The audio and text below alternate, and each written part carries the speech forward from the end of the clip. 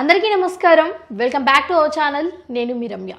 ఈరోజు మనతో పాటు కాంగ్రెస్ పార్టీ జనరల్ సెక్రటరీ బొజ్జ సంధ్యారెడ్డి గారు ఉన్నారు. అమ్మ నమస్కారం. అమ్మ నమస్తే అమ్మ. ఎలా ఉన్నారు? బాగున్నా. సో ఈ మధ్య కాలంలో వివాదాస్పదంగా మారిన సంఘటనల్లో కవిత ఏదైతే చేసిన వ్యాఖ్యలు ఉన్నాయో అవి దుమారం రేపుతున్నాయి. బీఆర్ఎస్ని మొత్తం కూలగొట్టేస్తాను, నేను సీఎం అవుతాను అనే వ్యాఖ్యలు ఏవైతే ఉన్నాయో అవి మీకు ఎలా అనిపిస్తున్నాయి అసలు? అవునమ్మా, బీఆర్ఎస్ కూలగొడుతుంటే నేను బీఆర్ఎస్ కాదుగా, నేను కాంగ్రెస్. నన్ను అడిగితే నేనేం చెప్తా? అంటే మీకు నేనేం చెప్తా? పోయి కవితను అడగాలి, కవిత ఇంటికి పోయి ఇంటర్వ్యూ అడగాలి. బట్ నేను అనేది ఏంటంటే ఒక లేడీగా ఆమెకు రాజ్యాంగం కల్పించింది హక్కు, నేను సీఎం అవుతా అంటుంది. అన్ననివ్వండి, తప్పే ఉంది. అంటే సీఎం అవుతా అంటే తప్పులేదు, బీఆర్ఎస్ లేకుండా అవును, బీఆర్ఎస్ లేకుండా చేయాలనేవి కదా మేము కూడా అనుకుంటున్నాం.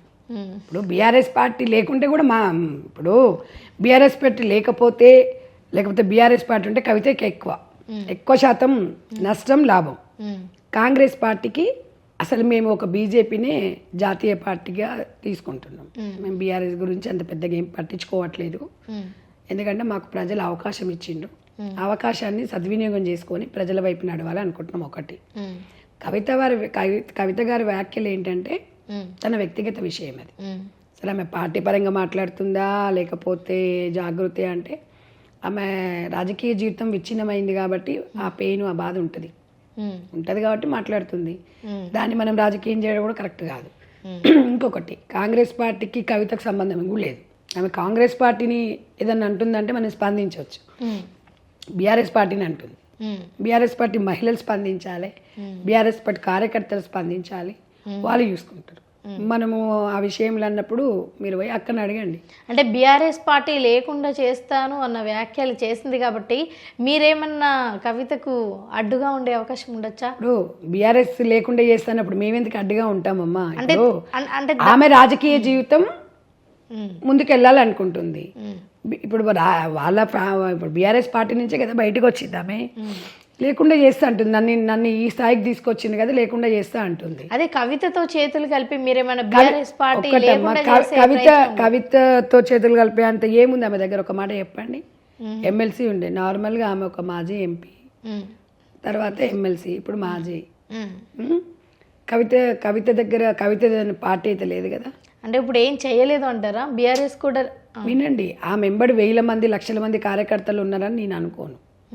ఆమె ఇప్పుడు నేనేంటి అని చూయించుకోవాలనుకుంటుంది. అది స్వేచ్ఛ, దాన్ని ఎవరు కాదన్నారు కదా. ఆమె పార్టీ పెట్టుకుంటే ఎన్నో పార్టీలు ఉన్నాయి కదా. ఆమె పార్టీ పెట్టుకుంటే మాకేం ఫరక్ పడదు. కాంగ్రెస్ పార్టీకి ఆమెతో చేతులు కలపాల్సిన అవసరం అంతకన్నా లేదు. కాంగ్రెస్ పార్టీకి బోలెడు మంది కార్యకర్తలు ఉన్నారు, బోలెడు మంది పనిచేయడానికి ముందుకున్నారు. మాకు వేరే పార్టీతోని టైఅప్ అయ్యాల్సిన అవసరం లేదు. అసలు ఆమె పార్టీ పెట్టలే కదా. ఆమె ఇంకా ఎంతమంది ఉన్నారు ఒకసారి చెప్పండి. అంటే ఈ మధ్య కాలంలో కాంగ్రెస్ పార్టీతో కవితకు అవసరం ఉంటుంది కానీ కవితకు కాంగ్రెస్ పార్టీతో ఉండదు, గుర్తుపెట్టుకోండి. అంటే ఎక్కడో కూడా ఆ లింకులు వినిపిస్తున్నాయి కదా, కవిత కాంగ్రెస్ పార్టీతో ఇప్పుడు మీరేమనుకుంటారు? తల్లి తండ్రి మీద అన్న మీద విమర్శ చేస్తుందంటే ఈమె బ్యాక్ ఎవరో ఉన్నారంటే కాంగ్రెస్ పార్టీ ఉందంటారు. బీజేపీ కొన్ని సందర్భాలలో బీజేపీ కూడా ఉండి మాట్లాడిచ్చింది అన్నారు. ఇప్పుడు కొత్తగా కాంగ్రెస్ పార్టీ రేవంత్ రెడ్డి మాట్లాడిస్తున్నారు, పీసీసీ రేవంత్ అన్నకి పీసీసీ గారికి ఏం అవసరం ఉంటుంది చెప్పండి అమ్మా? వాళ్ళ పనులే వాళ్ళకి 100 ఉన్నాయి.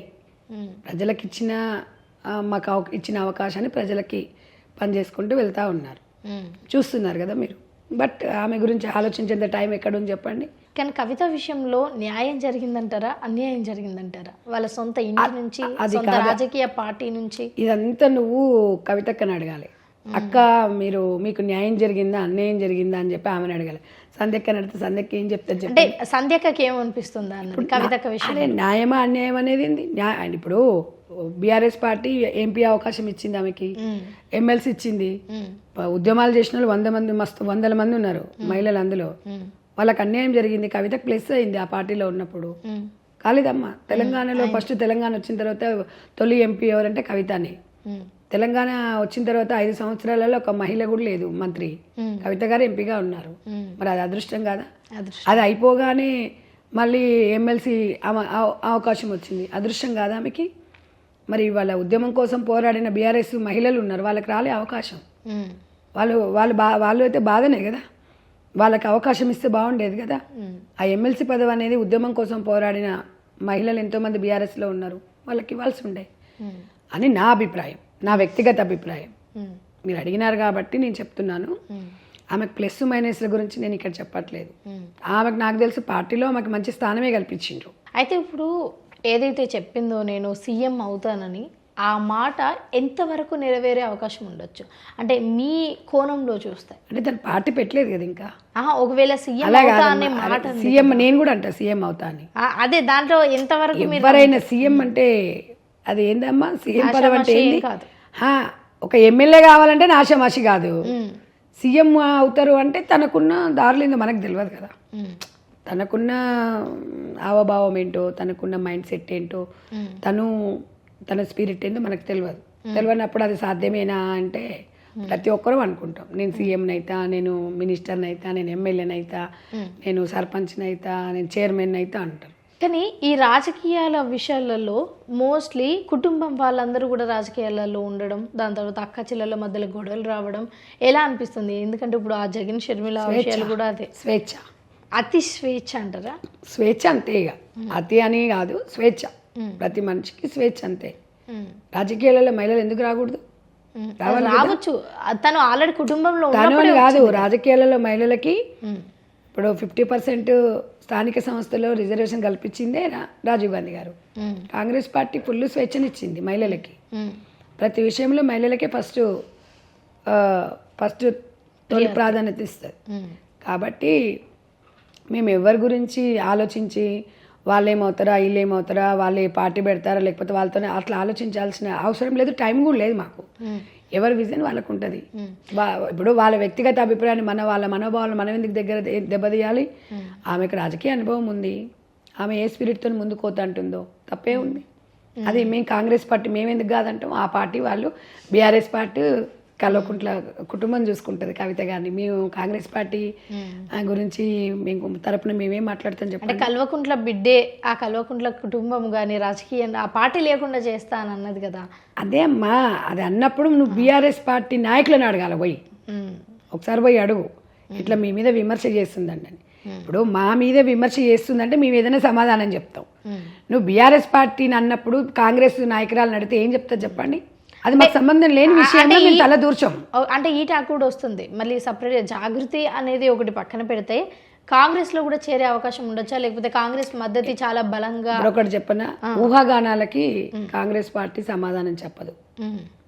ఆమె ఒకవేళ చేరుతానని కవిత గారు ఆమె వాయిస్ నుంచి బయటకు వచ్చినప్పుడు మాట్లాడదాం.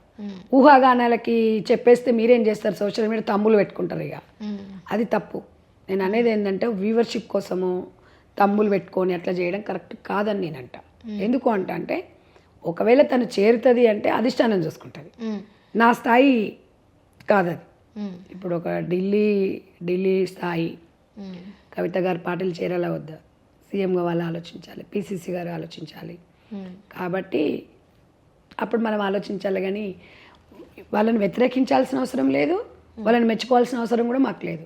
కాబట్టి ఒక మహిళగా రాజకీయాలలో ఉంది కాబట్టి తన ధైర్యంగా ముందుకెళ్తుందేమో.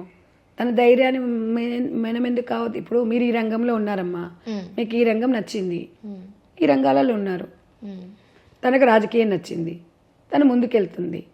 కానీ కాంగ్రెస్ పార్టీ ఆమె గురించి మాట్లాడడం అంటే మాట్లాడలేదు. ఎందుకు మాట్లాడలేదంటే అనవసరమైన వాదన అది. ఎందుకంటే దాంట్లో దీనివల్ల ప్రజలకు ఏమైనా వస్తుందా? పార్టీ పెట్టాలనుకుంటుంది, టోటల్ జాగృతికి అంకితమైంది. ఆ జాగృతినే ఏదో పార్టీ అంటున్నారు. చూద్దాం ఎన్ని పార్టీ షర్మిల గారు పెట్టినారు పార్టీ అంటే తనకు ఒక విజన్ ఉండే, తండ్రి అడుగుజాడల్లో ఒక విజన్తోని కార్యకర్తలు ఒక ఉత్సాహం బాగా అది చేసేది. తను సింగిల్గా హ్యాండిల్ చేసి బాగా చేసుకుంటూ ముందుకెళ్ళినారు. సో ఏది చూద్దాం, లాస్ట్కు మహిళలు సేమ్ అదే విజన్ కవిత గారికి కూడా ఉంది అని అంటున్నారా? ఎట్లా అని కాదు, సింగిల్ ఉమెన్గా ఎదగడానికి అవకాశాలు ఉన్నాయి అంటున్నా. ఇప్పుడు జగన్ గారు షర్మిల గారు ఎలా అయితే రాజకీయాలలో ఉన్నారో రాజశేఖర రెడ్డి గారు బిడ్డలు వాళ్ళు, కాబట్టి ఆ బ్లడ్ ఉంటుంది, కాబట్టి ఎవరెక్కడైనా ఎదగొచ్చు. ఇప్పుడు కవిత గారు కేటీఆర్ గారు ఉన్నారు, కేసీఆర్ పిల్లలు, అంటే వాళ్ళ నాన్న ఆశయాలను వాళ్ళ నాన్న అడుగుజాడల్లో వీళ్ళు నడిచారు కాబట్టి వాళ్ళకు కూడా రాజకీయాలలో ఉన్నారు కదా ఇక్కడ చిన్న ఒక వ్యత్యాసం ఉంది. ఇప్పుడు అక్కడ ఏం రాజశేఖర్ రెడ్డి గారిని ఇక్కడ ఏమనలేదు, బట్ ఇక్కడ మాత్రం అసలు పార్టీనే లేకుండా నేను ఏమంటున్నా అంటే ఎప్పుడు కూడా షర్మిల గారు తండ్రిని కానీ తండ్రి ఫోటో పెట్టుకొని ఆమె రాజకీయాలు చేసింది తప్ప తను ఎప్పుడు కూడా అలా మాట్లాడలేదు. తనకు పెద్దలన్న గౌరవము చాలా అదిగా ముందుకెళ్తున్నారు. ఒక ఎంత లేదన్నా ఒక ఐరన్ లేడీ షర్మిల అంటే చక్కగా దూసుకెళ్ళగలుగుతుంది. సో ఇక ఫ్యామిలీ విషయాల గురించి మనం మాట్లాడొద్దు, మనకు సంబంధం. ఇప్పుడు కవితగా ఫ్యామిలీ గురించి మేము మాట్లాడడం, ఎందుకంటే వాళ్ళ అంతర్గత విషయాలు పబ్లిక్లోకి వచ్చి రాజకీయాలు మాట్లాడినప్పుడు మాత్రమే స్పందిస్తుంది తప్ప వ్యక్తిగత విషయాలలో వెళ్ళాల్సిన అవసరం ఎవరికీ లేదు. సో ఇవాళ తండ్రిని అంటుంది, అన్నని అంటుంది అంటే వాళ్ళు స్పందించాలి. కాంగ్రెస్ పార్టీకి ఏం సంబంధం చెప్పండి. కాకపోతే ఒకటి ఏంటంటే గుర్తుపెట్టుకోవాలి, ఇక్కడ ఇవాళ బీఆర్ఎస్ పార్టీ వాళ్ళు వాస్తవానికి ఇవాళ నా భర్త ఫోను ట్యాప్ చేశారు, ట్యాపింగ్ చేశారు అని చెప్పేసి చెప్తుంది. సొంతం బిడ్డే ఫోను అల్లుని ఫోన్ ట్యాపింగ్ చేసిండ్రు అంటే తెలంగాణలో చాలామంది అయితే బీఆర్ఎస్ పార్టీ అంటే కొంచెం వెనుకకున్నారు. ఎందుకంటే ఈ ఫోన్ ట్యాపింగ్లు నా విషయంలో కానివ్వండి, ఇన్ని జరుగుతున్నా కూడా అసెంబ్లీకి రాకపోవడము, 2.5 సంవత్సరాలు కావస్తున్నా కూడా ప్రజలలో కేసీఆర్ గారు రాకపోవడము, ఒక భరోసా ఇవ్వకపోవడం అనేది ప్రజల్లో కొంచెం కనుమరుగవుతుందేమో అనిపిస్తుంది. సో కాబట్టి కాంగ్రెస్ పార్టీ మీద మాత్రం 100% తెలంగాణ ప్రజలకి నమ్మకం ఉంది. కొన్ని అందరూ అన్నీ ఒకేసారి కాలేవు కదా, కొంచెం ఓపిక పట్టుకొని కొంచెం అది ఉంటే డెఫినెట్గా అవుతుందని ఒక ఆలోచనతోనైతే ఉన్నాము. ఎవరైనా ఏదైనా మహిళలు రాజకీయాలలో అయితే ఎదగాలి, మాకైతే ఆ స్వేచ్ఛ కాంగ్రెస్ పార్టీ అయితే మాకు ఇచ్చింది. సో హ్యాపీగా కాంగ్రెస్ పార్టీలో ఏదైనా సాధ్యమని అనుకోవచ్చు. కాబట్టి ఇవాళ కూడా మేము గ్రామ స్థాయి నుంచి వచ్చిన వాళ్ళకి, కష్టపడ్డ వారికి రేవంత్ రెడ్డి గారు, పిసిసి గారు చాలా అవకాశాలు ఇస్తారు.